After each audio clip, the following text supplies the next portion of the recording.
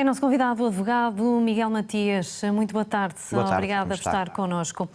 Ouvimos o líder da comunidade, Reino do Pinhal, dizer que não violou qualquer lei, mas está ou não a ser violada a Convenção Nacional dos Direitos das Crianças? Boa tarde, antes de mais, internacional. Essa convenção, claro que está a ser violada, e está a ser violada de uma forma muito clara, porque o acesso, portanto, quer à educação, quer o acesso à saúde, são naturalmente direitos de qualquer criança neste país e noutros aderentes a esta Convenção, e naturalmente que não é o pai que deve decidir, o progenitor, porque só porque transmitiu o seu DNA, como o senhor acabou por referir, que tem o direito de recusar, portanto, ou de prestar auxílio, portanto, a uma criança que é indefesa, como é óbvio, e não a integrar dentro de um sistema de saúde que tem a obrigação de o fazer. Portanto, e o sistema de educação também.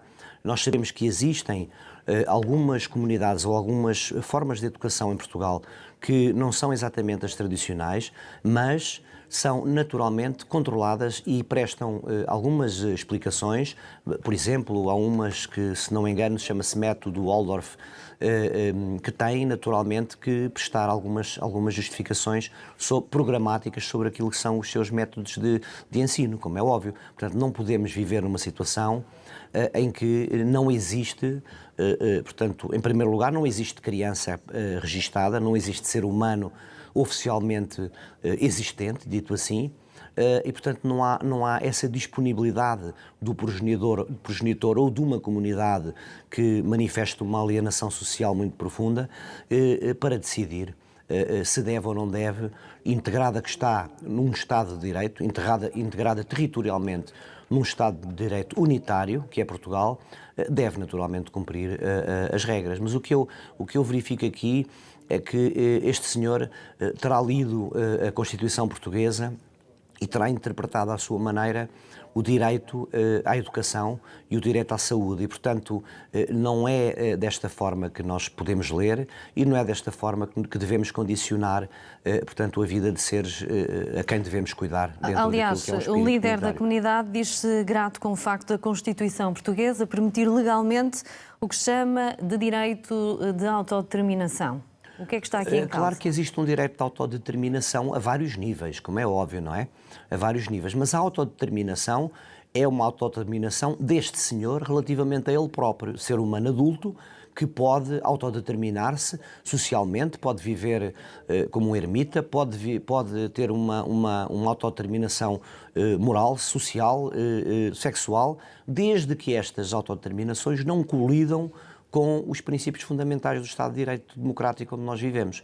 E, portanto, ele tem esse direito de autodeterminação, mas a criança não tem essa capacidade para se autodeterminar. E, portanto, não é o progenitor, só pelo facto de ser progenitor, que autodetermina ele próprio os cuidados de saúde que deveria ter prestado e garantido a uma criança, a um bebé indefeso.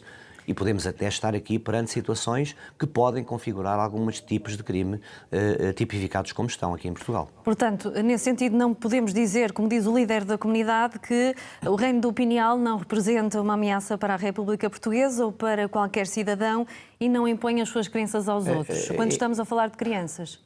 Repare uma coisa, o Reino do Pinhal, só o nome é ridículo, não é? Portanto, e estamos a falar de uma situação que eu referi há pouco de alienação social muito profunda. Isto até quase que dava vontade de rir se não tivesse consequências graves como acabámos de verificar. Naturalmente que não me parece que exista aqui uma consciência de atentado à unidade do Estado de Direito, mas há uma exclusão, assim sendo, daquilo que são as obrigações. O senhor pode-lhe chamar reino, pode-lhe chamar república, pode-lhe chamar o que quiser, nação do Pinhal, mas está dentro do território português, tem que cumprir as regras do território português, do Estado português, do Estado soberano que é Portugal, e não pode, naturalmente, imiscuir-se a isso. Portanto, nós verificamos que existem aqui situações que eu lamento se foi assim, não sei se foi ou não, mas lamento se foi a comunicação social a despertar para esta realidade, o que não deveria ter sido, como disse a senhora Procuradora jubilada, estamos perante crianças que não existem, portanto E as autoridades já deviam ter atuado? As autoridades têm a obrigação de atuar, não pode ser a comunicação social, portanto, a empurrar as autoridades para agir. Estamos a falar de comissões de proteção de crianças e das chamadas CPCJs, estamos a falar do Ministério Público junto dos Tribunais de Família e Menores, portanto, enquanto tutor, vá lá, ou assim responsável pelos mesmos, porque são pessoas incapazes de autodeterminar e naturalmente que deveriam ou já terão agido, não sabemos. Portanto, existem leis, nomeadamente a Lei de Promoção e Proteção de Crianças e Jovens em Perigo, que deve ser portanto, utilizada e respeitada escrupulosamente. Estas crianças, se estiverem em condições, portanto, de abandono ou de exposição a determinados tipos de circunstâncias que são, por si mesmas, perigosas ou que podem pôr em questão a sua própria integridade física, portanto, ou de segurança, naturalmente que deverão ser submetidas ao escrutínio desta lei e poderão até, em termos absolutos, ser retiradas aos próprios pais e colocadas em situação de institucionalização. Portanto, nós sabemos que isso pode e deve existir.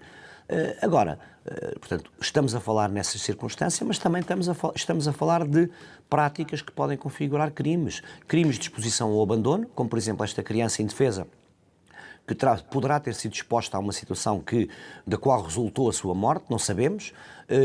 Poderemos estar a falar também de uma circunstância que pode ter levado a um homicídio, não sabemos. Infelizmente o cadáver foi, portanto, cremado, não há possibilidade de elaboração de qualquer autópsia. E a cremação necessita de autorização legal? O Ministério Público tem de dispensar a autópsia? O Ministério Público tem de dispensar a autópsia, naturalmente. Realizando-se a autópsia também pode ser cremado, portanto, mas tem sempre de ser assim. E, portanto, podemos estar perante o crime de profanação de cadáver, neste podemos caso? também estar perante um crime de profanação de cadáver e podemos estar ainda perante um outro crime, que é um crime de omissão do dever de auxílio. Portanto, isto é, a circunstância em que uma criança que não tem capacidade de autodeterminação nenhuma, como nós sabemos, e é normal, foi colocada perante uma circunstância que conduziu à sua morte. Portanto, não foi por omissão, não foram tomados os cuidados devidos, portanto, perante esta criança. Agora, o senhor diz que contactou médicos oficiais, como ele próprio utiliza a expressão, não sabemos quem são, não sabemos o que são, mas os próprios médicos também têm códigos de conduta e devem comunicar ou denunciar este tipo de situações. Não sabemos se existiu ou não, ou se trata de uma situação que mais não é do que a continuação desta alienação social.